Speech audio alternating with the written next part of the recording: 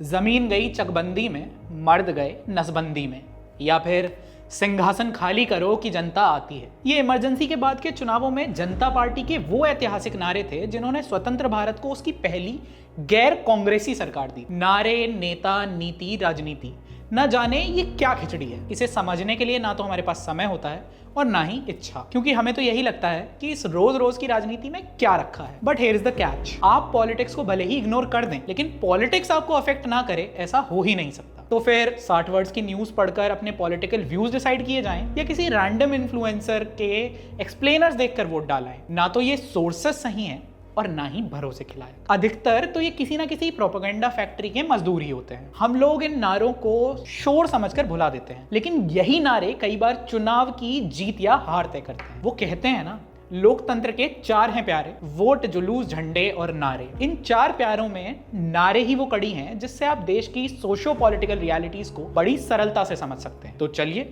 समझते हैं।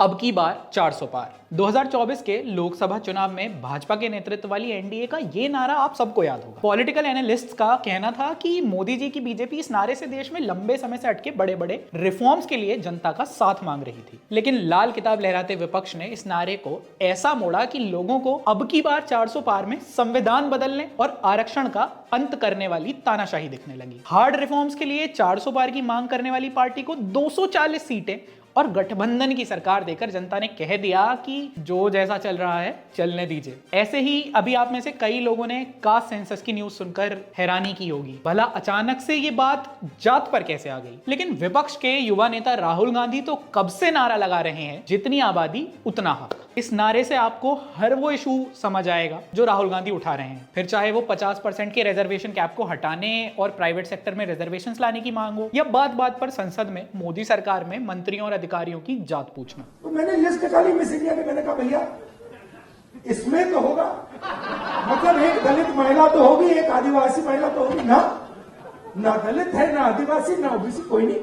इस तरह से किसी भी पार्टी के नारों से उसकी आइडियोलॉजी से लेकर उसका एजेंडा और विजन कुछ शब्दों में लोगों तक पहुंच जाता है। हो सकता है जनता आपका इलेक्शन मैनिफेस्टो पढ़े ना पढ़े, लेकिन स्लोगन सबको याद रहते हैं। कैसे कोई पॉलिटिकल पार्टी एक नारे से अपने नेता और वादों को जनता तक पहुंचाकर उनसे कनेक्शन क्रिएट करती है। कैसे इन नारों से केवल एक पार्टी की इलेक्शन स्ट्रैटेजी ही नहीं, बल्कि उस समय के सोशो पॉलिटिकल डिस्कोर्स को भी समझा जा सकता है। सन 1952 स्वतंत्र भारत के पहले आम चुनाव। नेहरू की कांग्रेस का चुनाव चिन्ह था 2 बैलों की जोड़ी और नारा था स्थायी, असांप्रदायिक, प्रगतिशील राष्ट्र के लिए कांग्रेस को वोट दो। उस दौर में कांग्रेस को चुनाव में और चुनावी नारों में कोई विशेष टक्कर नहीं मिली, लेकिन हाँ, राष्ट्र हित के विषयों पर श्यामा प्रसाद मुखर्जी के जनसंघ ने कांग्रेस को भरपूर टक्कर दी। 1952 में जनसंघ ने कश्मीर के भारत में पूर्ण विलय का ऐतिहासिक नारा दिया। एक देश में 2 विधान, 2 प्रधान, 2 निशान, नहीं चलेंगे, नहीं चलेंगे। उस समय नेहरू अब्दुल्ला की तानाशाही के सामने मुखर्जी शक्तिविहीन थे और इसी संघर्ष में 23 जनवरी 1953 को श्रीनगर की एक सरकारी जेल में उनकी रहस्यमयी मृत्यु हो गई। भले ही श्यामा प्रसाद मुखर्जी नहीं रहे, लेकिन उनका ये नारा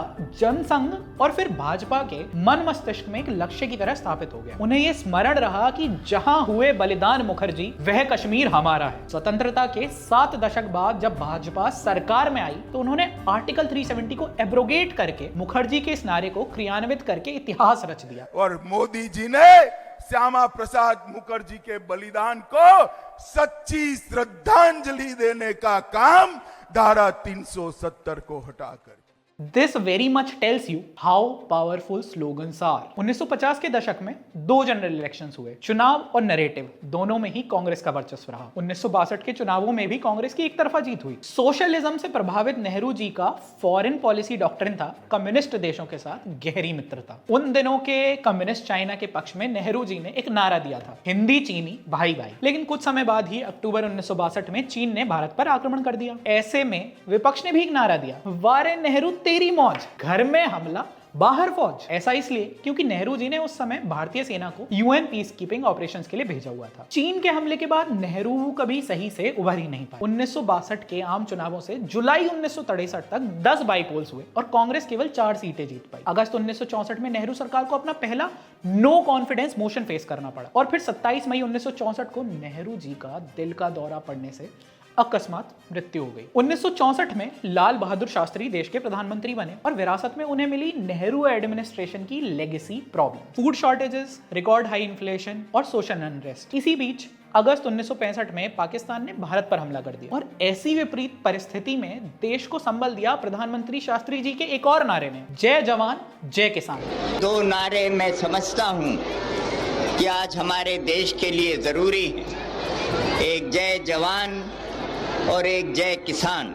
शास्त्री जी ने अब चंद्रबाबू सुब्रमण्यम को भी अपनी कैबिनेट में कृषि मंत्री बनाया, जिन्होंने आगे चलकर एमएस स्वामीनाथन के साथ देश में ग्रीन रेवोल्यूशन की नींव रखी थी। अनफॉर्चुनेटली शास्त्री जी बहुत अधिक नहीं जी पाए और 11 जनवरी 1966 को उज्बेकिस्तान में ताशकंद डिक्लेरेशन साइन करने के एक दिन बाद ही संदिग्ध परिस्थितियों में उनकी मृत्यु हो गई। फिर 1967 में अगले आम चुनाव कांग्रेस ने 520 में से 283 सीटें लाकर जीत तो लिए, लेकिन ये पहली बार था जब विपक्ष ने कांग्रेस को कड़ी टक्कर दी। इसके बाद पहली बार पंजाब, बिहार, उड़ीसा, बंगाल, मद्रास और केरल जैसे राज्यों में गैर कांग्रेसी गठबंधन की सरकार बनी। यानी अब सत्ता पक्ष ही नहीं बल्कि विपक्ष के नारे भी जोर पकड़ रहे थे। जहां एक ओर जयप्रकाश नारायण और लोहिया जैसे समाजवादी नेताओं की राजनीतिक ख्याति बढ़ रही थी, तो दूसरी ओर नेहरू की उत्तराधिकारी इंदिरा को उन दिनों गूंगी गुड़िया कहा जा रहा था। 60 के दशक में जनसंघ का चुनाव चिन्ह था दीपक और कांग्रेस का दो बैलों की जोड़ी। तो ऐसे में जनसंघ ने नारा दिया, जली झोंपड़ी भागे बैल, ये देखो दीपक का खेल। कांग्रेस ने अपने नारे से इसका उत्तर दिया, इस दीपक में तेल नहीं, सरकार चलाना खेल नहीं।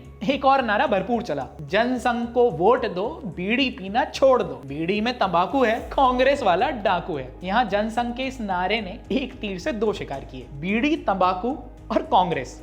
जनसंघ ने देश से दोनों का नशा छोड़ने की बात कह दी। इसके बाद जहां जनसंघ की सीटें 2 गुने से भी अधिक हो गईं, तो वहीं कांग्रेस की 78 सीटें कम हुई। अब जैसे भी हो कांग्रेस चुनाव जीत चुकी थी, पर ये पुराने कांग्रेसी इंदिरा को अपनी कठपुतली नहीं बना पाए। इंदिरा भी अपने पिता नेहरू की तरह भारत में सोवियत यूनियन जैसी सोशलिस्ट पॉलिसीज लागू करके अपना वर्चस्व स्थापित करना चाहती थी। ये करने के लिए उन्होंने पहले सभी प्रमुख बैंक्स को एक झटके में नेशनलाइज कर दिया और फिर farmer care taker prime minister Morarji Desai से फाइनेंस मिनिस्ट्री भी छीन ली। इसके बाद 1969 के राष्ट्रपति चुनावों इंदिरा ने कांग्रेसी लेजिस्लेटर्स से इंडिपेंडेंट कैंडिडेट वीवी गिरी के पक्ष में वोट डलवा दिए and with the barest of margins वो भारत के चौथे राष्ट्रपति बन भी गए। इंदिरा को कांग्रेस से निकाल दिया गया और यहां से कांग्रेस 2 टुकड़ों में बट गई, कांग्रेस ओ और कांग्रेस आर। अब कांग्रेस ओ जनसंघ, स्वतंत्र पार्टी और संयुक्त सोशलिस्ट पार्टी ने इंदिरा हटाओ का नारा दिया। 1971 के चुनावों में इंदिरा की कांग्रेस आर ने नारा दिया, ये मुझे हटाने की बात करते हैं, मैं कहती हूं गरीबी हटाओ देश बचाओ। इसी एक नारे के भरोसे पर लोगों ने चुनाव में कांग्रेस आर के गाय बछड़े पर मोहर लगा दी और इंदिरा चुनाव जीत गई। इंदिरा गांधी के प्रधानमंत्री बनते ही 1971 में भारत पाकिस्तान का युद्ध हो गया और भारत की सेना ने पाकिस्तान के 2 टुकड़े करके बांग्लादेश बना दिया। लेकिन उसके बाद से धीरे धीरे इंदिरा काल में देश की दुर्गति होने लगी। महंगाई और भ्रष्टाचार अपने चरम पर थे। फिर कुछ नारों से विपक्ष ने जनता से कहा, महंगाई को रोक न पाई वो सरकार निकम्मी है, जो सरकार निकम्मी है वो सरकार बदलनी है। एक नारा और भी प्रसिद्ध हुआ, देखो इंदिरा का ये खेल, खा गई राशन पी गई तेल। इस बीच सन 1973-74 में गुजरात में कांग्रेस के विरुद्ध स्टूडेंट एजिटेशन शुरू हो गए और फिर 1974 में जेपी ने बिहार मूवमेंट में संपूर्ण क्रांति की घोषणा कर दी। फिर सुप्रीम कोर्ट ने निर्णय सुनाया कि इंदिरा गांधी ने 1971 के चुनाव में रायबरेली की लोकसभा सीट धांधली से जीती है, इसीलिए उनकी जीत अमान्य है। इंदिरा जी से लोकतंत्र के सर्वोच्च न्यायालय का निर्णय सहन नहीं हुआ और उन्होंने 25 जून 1975 को देश में आपातकाल यानी इमरजेंसी घोषित कर दी। भाइयों और बहनों, राष्ट्रपति जी ने आपातकाल की घोषणा की है, इससे आतंकित होने का कोई कारण नहीं है। मैंने शुरू में आपसे कहा था लोकतंत्र के 4 हैं प्यारे, वोट, जुलूस, झंडे और नारे। इंदिरा ने इस काले इमरजेंसी काल में विपक्ष के वोट, जुलूस, झंडे और नारे तो दबा दिए, लेकिन अपने नारे जनता को खूब रटाए। तत्कालीन कांग्रेस अध्यक्ष डीके बरुआ बोले, India is Indira, Indira is India. Emergency को अति आवश्यक बताते हुए इंदिरा जी ने जनता से कहा, अधिकार आपके हाथ में है, इसीलिए काम ज्यादा और बात कम। अब क्योंकि इंदिरा ही इंडिया हो गई थी, तो हो सकता है उस समय वो कांग्रेस के हाथ को ही भारत का हाथ बता रही हूं, क्योंकि इमरजेंसी में इंदिरा सरकार के अतिरिक्त तो किसी और के हाथ में कोई अधिकार बचे नहीं थे। इंदिरा ने प्रेस और प्रोटेस्ट दोनों का गला घोट दिया, लेकिन फिर भी उस समय के नारों में सब दर्ज हो गया। जमीन गई चकबंदी में, मर्द गए नसबंदी में। नसबंदी के 3 दलाल, इंदिरा, संजय और बंसीलाल। संजय की मम्मी बड़ी निकम्मी और बेटाकार बनाता है, मां बेकार बनाती है। ये नारे अपने आप में इतने ताकतवर हैं कि आपको उस समय जनता के मन में क्या चल रहा था सब पता चल रहा होगा। इसके बाद इमरजेंसी हटी और 1977 के आम चुनावों का बिगुल बच गया। अब फिर एक बार राजनीतिक नारों का घमासान हुआ। इस बार विपक्ष की बारी थी। इंदिरा के गरीबी हटाओ वाले नारे को जेपी ने नया स्वरूप दे दिया। इंदिरा हटाओ देश बचाओ। जेपी ने इंदिरा के शासन को उखाड़ देने वाला एक प्रसिद्ध नारा और भी दिया, सिंहासन खाली करो कि जनता आती है। इन नारों के उद्घोष के बीच जनता पार्टी गठबंधन के नेतृत्व में देश की पहली गैर कांग्रेसी सरकार बनी, जिसके प्रधानमंत्री बने इंदिरा सरकार में डेप्यूटी पीएम रहे मोरारजी देसाई। इंदिरा रायबरेली की अपनी सीट तक राजनारायण के सामने हार गई। जनता पार्टी की सरकार सिद्धांतों पर बने एक सशक्त गठबंधन से अधिक इंदिरा को हराने के लिए साथ आए राजनेताओं का समझौता था। मोरारजी देसाई ने प्रधानमंत्री बनते ही इंदिरा गांधी स्टाइल में 9 कांग्रेस रूल्ड स्टेट गवर्नमेंट्स को डिसमिस कर दिया। लोगों में कांग्रेस और इंदिरा के प्रति सहानुभूति बढ़ने लगी और जनता दल के अलग अलग गुटों में आपसी मतभेद। दिसंबर 1978 में इंदिरा ने संसद में वापसी के लिए कर्नाटक के चिकमंगलुरु से बाई इलेक्शन लड़ा। इस चुनाव में देवराज उर्स का दिया एक नारा बहुत चला, एक शेरनी 100 लंगूर, चिकमंगलुरु चिकमंगलुरु। इंदिरा ये उपचुनाव जीत भी गई। तो वहीं चौधरी चरण सिंह ने जनता दल की सरकार से अपना समर्थन वापस ले लिया। Future of the country is political future of country is uncertain. In the Janata party में ब्रेक। 15 जुलाई 1979 को मोरारजी देसाई को प्रधानमंत्री पद त्यागना पड़ा। चरण सिंह ने जनता पार्टी सेक्युलर नाम से एक नई पार्टी बनाई और देवराज उर्स की कांग्रेस यू और इंदिरा की कांग्रेस आई के सहारे भारत के प्रधानमंत्री बन गए। लेकिन अब मौके पर चौका लगाते हुए इंदिरा की कांग्रेस ने जनता पार्टी एस की सरकार से समर्थन वापस ले लिया। देश के सबसे बड़े किसान और जाट नेता को इंदिरा ने 1 महीने भी प्रधानमंत्री नहीं रहने दिया। If you read it carefully, it is not at all devastating. They found nothing. After spending vast amounts of money, they have found absolutely nothing, no corruption of any kind. चुनाव आयोग ने चुनाव जल्दी करवाने की घोषणा कर दी। स्वतंत्र भारत के इतिहास में पहली बार 1980 में आम चुनाव जनवरी की कड़ाके भरी ठंड में हुए। इस चुनाव में कांग्रेसी कवि श्रीकांत वर्मा के एक नारे की भरपूर धूम रही, जात पर ना पात पर, इंदिरा जी की बात पर मोहर लगेगी हाथ पर। आपको याद होगा 1971 के चुनावों में जनसंघ ने इंदिरा के विरुद्ध एक नारा दिया था, देखो इंदिरा का ये खेल, खा गई राशन पी गई तेल। पूरे 1 दशक बाद भी कांग्रेस ने इस नारे का बदला लिया, जनता हो गई फेल, खा गई चीनी और मिट्टी का तेल। उन दिनों लोगों को राशन में चीनी और स्टोव जलाने के लिए केरोसिन ऑयल मिलता था। इंदिरा के पास जनता की सहानुभूति थी और जनता पार्टी सरकार की हौज पौज का उदाहरण। लोगों के मन में ये नारे और उसका संदेश घर कर गए और उन्होंने कांग्रेस आई को 353 सीटें दी और 2/3 बहुमत भी। इंदिरा की वापसी की आंधी में जनता पार्टी तो उड़ गई, लेकिन कम्युनिस्टों की टैली में बड़ी बढ़ोतरी हुई। 80 के दशक में उनके नारे इतने लोकप्रिय तो नहीं थे, लेकिन महत्वपूर्ण अवश्य थे। धन और धरती बटके रहेगी, भूखी जनता चुप न रहेगी। ये वेल्थ रीडिस्ट्रीब्यूशन का वही आइडिया है जिसे आजकल राहुल गांधी फैलाते फिर रहे हैं। फिर एक नारा था, दाम बांधो काम दो वरना गद्दी छोड़ दो।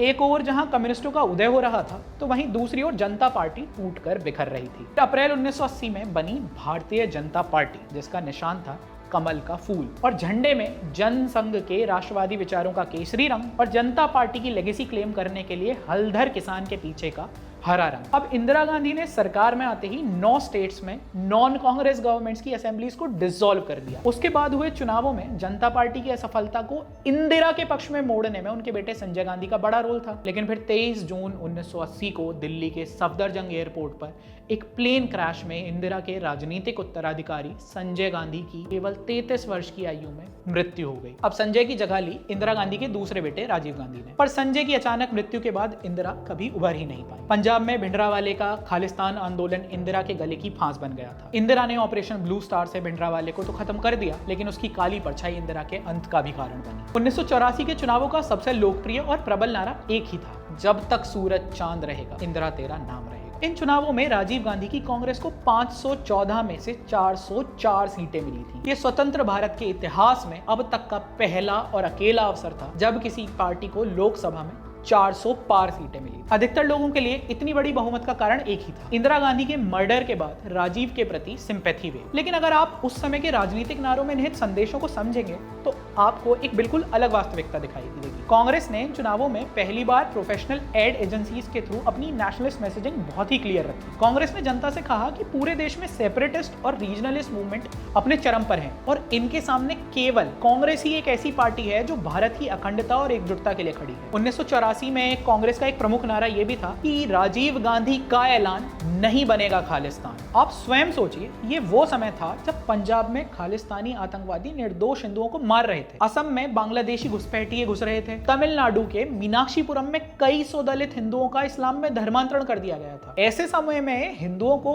अपनी सभी आशंकाओं का एकमात्र उत्तर कांग्रेस से आता हुआ दिखा। पर इस समय में भाजपा कहां थी? इस फिनोमेना को समझने के लिए दो नई पुस्तकें बड़ी महत्वपूर्ण हैं। उस समय भाजपा के leader Atal Bihari Vajpayee ground situation को पढ़ने में पूरी तरह से चूक गए। कारण भाजपा के उदय में 70s के जेपी मूवमेंट में निहित समाजवाद का प्रभाव। आप स्वयं सोचिए, एक ओर तो हिंदू वोट बैंक बढ़ रहा है और दूसरी ओर एक हिंदुत्व आधारित राष्ट्रवाद के इतिहास वाली पार्टी अपनी राजनीति को सेक्युलराइज करने में लगी है। पार्टी ने अपने संविधान में जिस गांधीयन सोशलिज्म को अपना प्रमुख सिद्धांत बनाया, वो जेपी के समाजवादी आंदोलन की ही देन था। वहीं 80 के इसी दशक में कांग्रेस लगातार अपनी राजनीति का हिंदूकरण कर रही थी। पर हिंदुओं के प्रति कांग्रेस और राजीव की ये गुडविल बहुत जल्दी छूमंतर भी हो गई, क्योंकि इस पार्टी के लिए ये सब स्वाभाविक था ही नहीं। भारत के सबसे युवा प्रधानमंत्री 89 के चुनावों में हार कर बाहर हो गए। कारण अंधाधुंध भ्रष्टाचार और मुस्लिम तुष्टीकरण। आप नारे सुनिए और समझ लीजिए, गालों पर जो लाली है तोपों की दलाली है। यहाँ तक कि गली गली में लकड़ियों से नकली तोपें और बंदूकें बनाकर छोटे छोटे बच्चे तक ही नारा लगाते थे कि वीपी सिंह का एक सवाल, पैसे खाया कौन दलाल। 1989 के चुनावों में राजीव गांधी के ही मंत्री रहे वीपी सिंह ने जनता पार्टी और लोक दल के अलग अलग धड़ों को मिलाकर जनता दल बनाया। इन चुनावों का सबसे प्रसिद्ध नारा था, राजा नहीं फकीर है,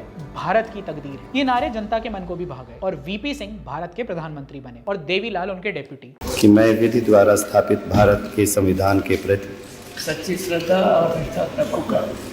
सच्ची श्रद्धा और निष्ठा रखूंगा।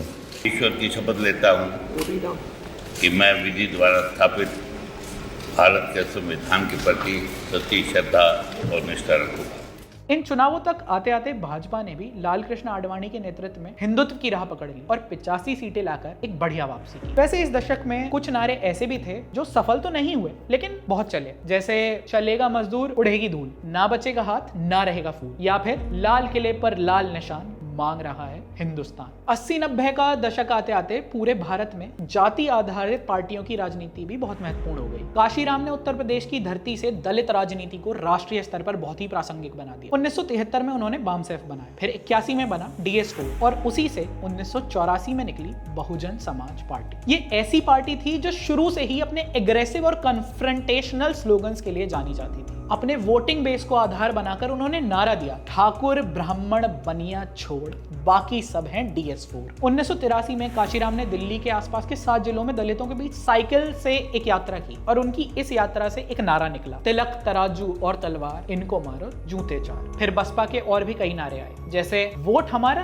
राज तुम्हारा, नहीं चलेगा नहीं चलेगा, जिसकी जितनी संख्या भारी उसकी उतनी भागीदारी, वोट से लेंगे CM PM, आरक्षण से लेंगे SP और DM। इसी दौर में बिहार में जाति आधारित राजनीति में हिंसा और अराजकता आम बात बन गई थी, जो उस समय के नारों में भी दिखता था, जैसे भूरा बाल साफ करो, यानी इसमें भूमिहार, राजपूत, ब्राह्मण और लाला वर्ग पर हिंसा की बात की जा रही है। ये 90 के दशक में अपने चरमोत्कर्ष पर चल रही पिछड़ी जातियों की राजनीति को दिखाता है। ये वो समय है जब देश में मंडल कमीशन की रिपोर्ट लागू होने के बाद OBC रिजर्वेशन शुरू हो गए थे, जिससे पिछड़ी जातियों में राजनीतिक चेतना अचानक से बहुत प्रबल हो गई थी। इसी दौर में बिहार के कई और नारे भी प्रसिद्ध हुए, जैसे जब तक रहेगा समोसे में आलू तब तक रहेगा बिहार में लालू और ऊपर आसमान नीचे पासवान। 1990s में देश भर के हिंदुओं के लिए अगर कोई सबसे बड़ा विषय था तो वो था राम जन्मभूमि मंदिर। राम जन्मभूमि actually belongs to Hindus.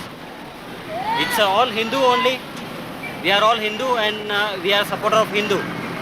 और मंदिर वहीं बनाएंगे, उसको कौन रोकेगा? जिस हिंदू का खून न खौले, खून नहीं वो पानी है, देश धर्म के काम ना आए वो बेकार जवानी है। फिर आया तेल लगा लो डाबर का, नाम मिटा दो बाबर का। फिर सौगंध राम की खाते हैं हम, मंदिर वही बनाएंगे, बच्चा बच्चा राम का, जन्मभूमि के काम। कहो गर्व से हम हिंदू हैं, हिंदुस्तान।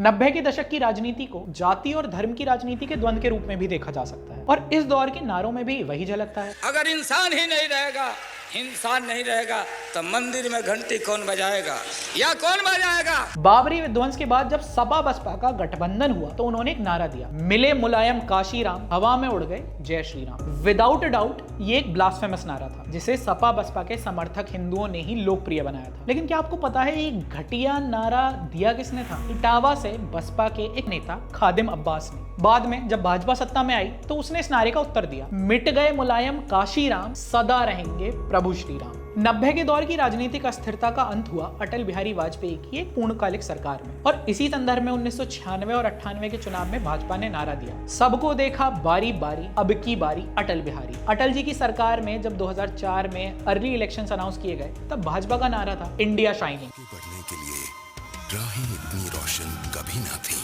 भारत उदय। कहने को इस नारे से लग रहा था कि सब बढ़िया है, लेकिन गरीबी से जूझ रही भारत की जनता के लिए ये नारा जमीनी सच्चाई से बहुत कटा हुआ था। इंडिया शाइनिंग के रिस्पॉन्स में कांग्रेस ने भाजपा से पूछा कि इसमें आम आदमी को क्या मिला, और फिर एक सफल नारा दिया, कांग्रेस का हाथ आम आदमी के साथ। देश की राजनीति का केंद्र माने जाने वाले उत्तर प्रदेश में अब समीकरण बदल चुके थे। सपा और बसपा अब नई पार्टियां नहीं बल्कि बड़ी बड़ी पार्टियां थी, और ये बदलाव उनके नए नारों में भी दिखता है। 2007 के चुनावों में बसपा बहुजन के साथ साथ सर्वजन की ओर बढ़ गई, और अब अपनी वोटर बेस को बढ़ाने के लिए उसने एक नारा दिया, हाथी नहीं गणेश है, ब्रह्मा विष्णु महेश है। सपा के गुंडाराज के विरोध में बसपा ने नारा दिया, चढ़ गुंडों की छाती पर, मोहर लगेगी हाथी पर। सपा ने भी अपने कद्दावर नेता के पक्ष में एक नारा दिया, जिसका जलवा कायम है उसका नाम मुलायम है। 2009 के आम चुनाव आते आते केंद्र की राजनीति पर कांग्रेस की पकड़ सशक्त हो रही थी। मनमोहन तो मौन थे, लेकिन सोनिया कांग्रेस की सर्वे सर्वा बन चुकी थी। कांग्रेस ने नारा दिया, तूफान नहीं आंधी है, दूसरी इंदिरा गांधी है। जहां कांग्रेस में एक स्ट्रॉन्ग लीडरशिप पोर्ट्रे की जा रही थी, वहीं भाजपा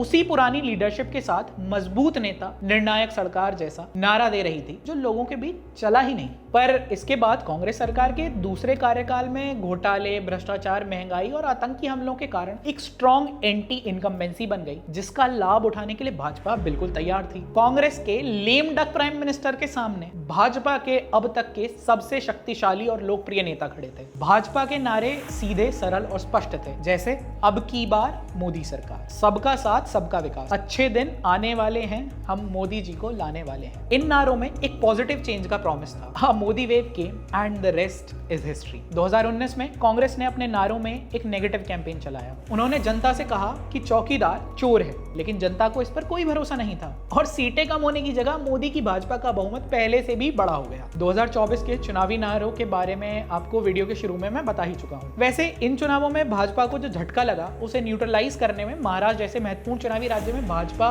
के एक नारे ने पूरा पॉलिटिकल लैंडस्केप ही बदल दिया, और ये था योगी जी का दिया हुआ नारा, बटेंगे तो कटेंगे। जैसे प्रधानमंत्री नरेंद्र मोदी ने एक है तो सेफ है वाली इमोशनल अपील के साथ जनता तक पहुंचा। अगर आप ये वीडियो यहाँ तक देख रहे हैं तो अब तक तो ये समझ ही गए होंगे कि राजनीति में नारे कितने महत्वपूर्ण होते हैं। सत्ता पक्ष हो या विपक्ष, वो इन नारों से ही हम जैसे वोटर से कम्युनिकेट करते हैं। आई होप कि अब से आप इन्हें इग्नोर ना करते हुए बहुत ध्यान से सुनेंगे भी और समझेंगे भी, ताकि किसी दिन कोई मेजर पॉलिसी डिसीजन आपके सर पर एक बम की तरह ना फटे और आप समय रहते उसकी राजनीति को समझकर सही चुनावी निर्णय ले सके। जैसा कि एंशिएंट ग्रीक स्कॉलर पेरिकल्स ने कहा था, just because you don't take an interest in politics does not mean politics won't take an interest in you.